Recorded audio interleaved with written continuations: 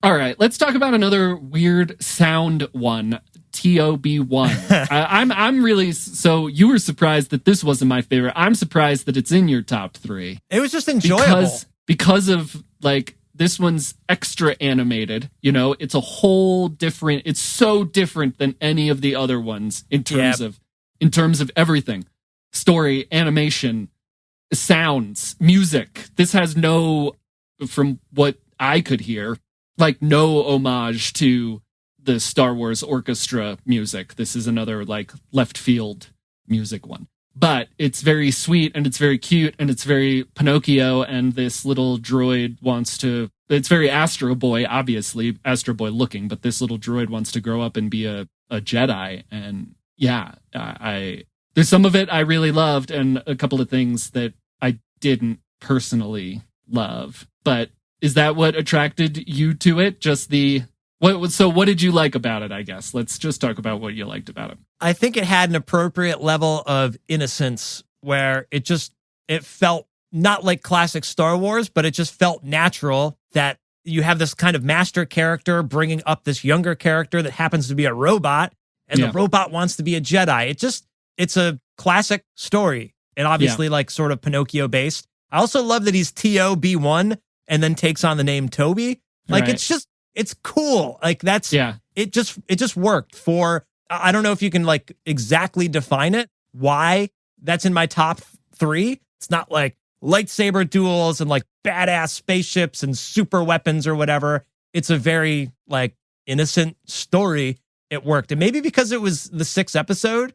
So if you are getting tired of like the crazy anime over the top stuff, maybe by that point you're like, oh yeah, I'm down for like a throwback old school kind of Disney vibe, which is what it gave off. It felt a little nostalgic to me, I suppose. That's a really interesting point. I felt that it was like extra anime. And one of the one of the things that was jarring to me was that it took on this quality of being super fast at some parts. Like things happen so quickly, or the scene gets cut so quickly, which is, I think, a very anime thing to do, but it's very jarring to me to watch.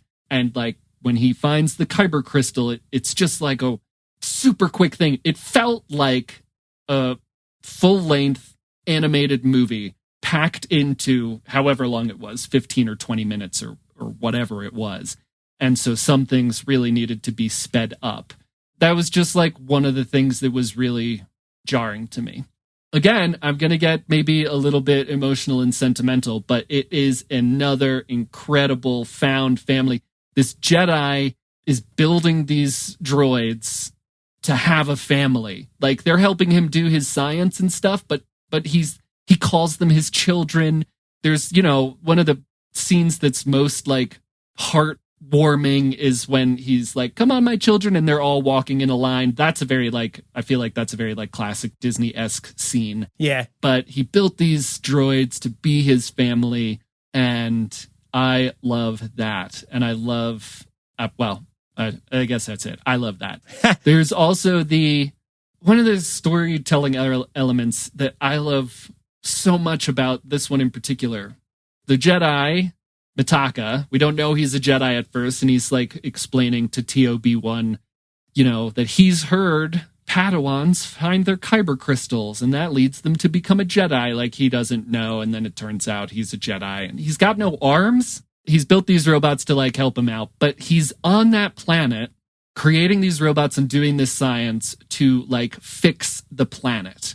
He's there to rehabilitate the planet after whatever it's gone through, or terraform the planet, or whatever they're going to do. And I think that's just really awesome to see from like a group of characters in Star Wars that haven't always been the greatest or the nicest or like cared about stuff like that. Like we know the Jedi in times of war, and they like take people's children away and all that kind of stuff.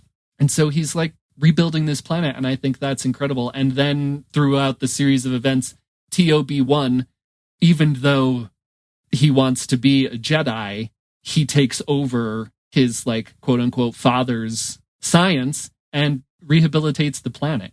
And I love that. So there's a little bit of like actiony Star Wars boxy stuff, with like the Jedi and Inquisitors and blah, blah, blah, blah, blah. But there's the overarching story of found family and fixing this planet and it becoming more important than action and adventure. And, you know, harkens to a line that Yoda said that's brought up in this episode, you know, adventure, that's not what a Jedi craves. However that line goes, Mitaka says something very similar to TO-B1 in this episode, and it really resonates with him, obviously, and he continues his father's research and fixes the planet, and I love that. Agreed.